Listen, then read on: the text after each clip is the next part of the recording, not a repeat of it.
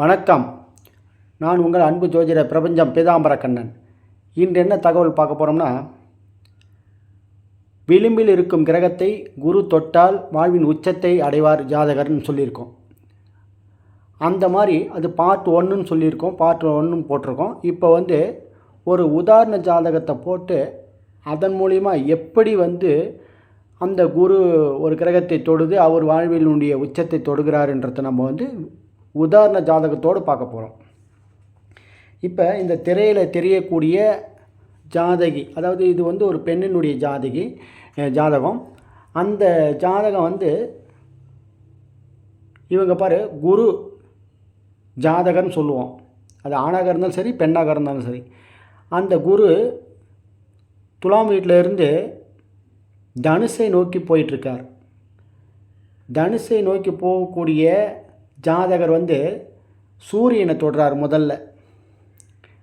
அப்படி சூரியனை தொடக்கூடிய ஜாதகர் எப்பயுமே ஒரு குரு சூரியனை தொட்டால் கௌரவம், அந்தஸ்து, அதிகாரம், ஆளுமை அதெல்லாம் இருக்கும். இந்த இடத்த எப்படி இவருக்கு விளிம்பில் இருக்கிற கிரகத்தை எப்படி தொடுறாருன்னா, குரு துலாமில் இருக்கார், ராகு மிதுனத்தில் இருக்கார். ராகு 28.52 பாகை கலையில் இருக்கார். அந்த ராகுவை துலாம் வீட்டில் எடுத்துன்னு கூட்டோம்னா எங்கே வருவார்னா, விசாக நட்சத்திரம் 3ஆம் பாதத்தில் இருப்பார். அப்படி குரு 12 டிகிரி 30 கலையில் போகிறார், கீழே இறங்கி போகிறார். அப்படி போகும்போது ராகுவை தொடுறார். அப்போ ராகு குரு 1-5-9 தொடர்பு பெறும்பொழுது விளிம்பில் இருக்கும் கிரகத்தை இந்த ராகு குருவோடு தொடர்பு வாங்குகிறார். அப்போ ஜாதகர் விளிம்பில் இருக்கும் கிரகத்தை தொடுகின்றார். இவர் வாழ்வினுடைய உச்சத்தை போகிறார். சரிங்கய்யா, இவர் இந்த ஜாதகி வாழ்வினுடைய உச்சத்தை போகிறார். இவருடைய ஜாதகத்தில் அடுத்து தனுசில் 3 கிரகம் இருக்குது. சூரியன், கேது, புதன். சூரியன்னா அப்பா, அவர் எங்கே போகிறார்னா கேதுவை நோக்கி போகிறார், புதனை நோக்கி போகின்றார்.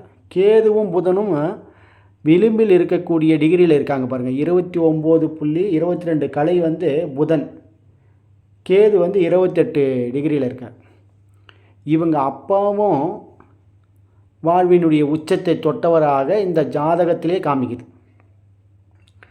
ஒரு ஜாதகத்தில் ஒருவருடைய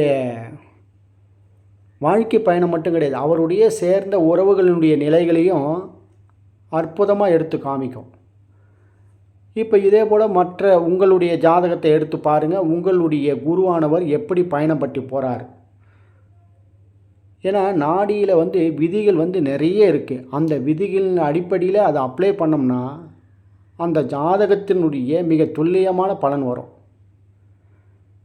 மற்ற கிரகங்களை பார்க்கும்போது அதனுடைய அடிப்படையில் போராட்டங்கள், சிக்கல், கடுமையான வாழ்க்கை, கடுமையான வாழ்வாதாரம் அதெல்லாம் அமையிறது, அதெல்லாம் இருக்குது.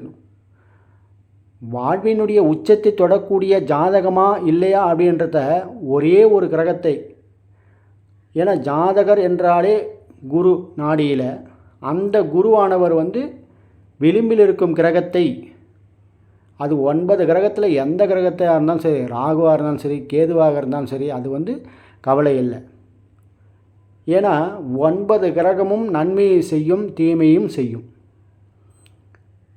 அது எந்த இடத்துல உட்கார்ந்துருக்கு, எந்த ராசியில் உட்கார்ந்துருக்கு, எந்த டிகிரியில் உட்கார்ந்துருக்கு, எதனுடைய அடிப்படையில் இந்த கிரகங்கள், அதாவது ஜாதகர் குரு, ஜாதகர் என்றால் குரு, அந்த குருவும் ஜாதகர் செய்யும் அனுதினமும் செய்யக்கூடிய வேலைப்பாடு, தொழில், உத்தியோகம், வினை அதெல்லாம் சனியை பார்க்கணும். இந்த 2 கிரகத்தை எடுத்துட்டாலே 80 மார்க்கு. ஒரு ஜாதகத்தில் குருவும் சனியினுடைய அமைப்பை எடுத்து பார்க்கும் பொழுது குரு நல்லா இருக்கார், சனி நல்லா இல்லை ஒரு ஜாதகத்தில், அந்த ஜாதகர் ஜொலிக்க முடியாது. சனி நல்லா இருக்கார், குரு நல்லா இல்லை, அந்த ஜாதகரும் ஜொலிக்க முடியாது. குருவும் சனியும் நன்றாக இருக்கும் பட்சத்தில் அந்த ஜாதகர் வாழ்வினுடைய அவர் தன்னிறைவு, அவர் எந்த இலக்கை நோக்கி பயணப்படுறாரோ அந்த இலக்கை திண்ணமாக அடைவார்ன்றத எந்த சந்தேகமும் கிடையாது. இந்த வீடியோ விளக்க ஜாதகம் ஒரு பெரிய அந்தஸ்தில் இருக்கக்கூடிய மகளுடைய ஜாதகம் தான் இது. இந்த ஜாதகத்தை ஏற்கனவே பார்த்தவங்க, ஆராய்ந்தவங்க, தெரிஞ்சவங்களுக்கு இந்த ஜாதகம் யாரோடதுன்னு தெரியும். இப்படி விளக்க ஜாதகம் பார்ட் 2 போட்டது அதுக்கு தான் காரணம். ஏன்னா முதல்ல குரு உச்சத்தை தொடுவார்னு சொல்லிட்டு விதிகளை அதனுடைய அடிப்படையில் நம்ம சொல்லிட்டோம் பார்ட் 1ல். பார்ட் 2ல் ஒரு ஜாதகத்தை போட்டு விளக்குறோம். குரு காலபுருஷ தத்துவத்தின்படி துலாமிலிருந்து விருச்சகத்தை நோக்கி பயணம் பண்ணும்போது யாரை தொடுகின்றார்? குரு ராகுவை 28.52 கலையில் இருக்கக்கூடிய அந்த ராகுவை குரு பயணப்படுறார். 159 தொடர்பு பெற்று அவர் என்ன பண்ணுறார்? சூரியனை போய் தொடுகின்றார்.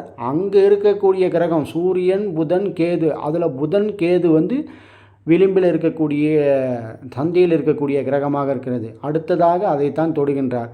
குரு தன்னுடைய பயணங்களில் அடுத்தடுத்து எந்த கிரகத்தை தொடுகின்றாரோ அதனுடைய அடிப்படையில் தான் மனிதனுடைய வாழ்வை, ஜாதகருடைய வாழ்க்கை பயணங்கள் அமையும்ன்றத்தில் தெளிவாக புரிகிறது.